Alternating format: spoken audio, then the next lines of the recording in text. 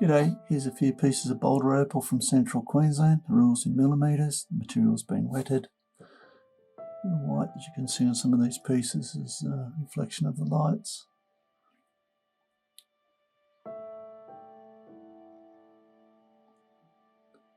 Nice oranges and reds across the top there. Just a piece of potch.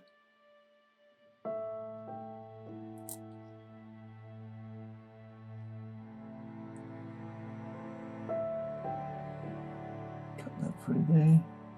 A little triangular stone and a rectangle. It's thick enough to do that. It's a little bit undulating.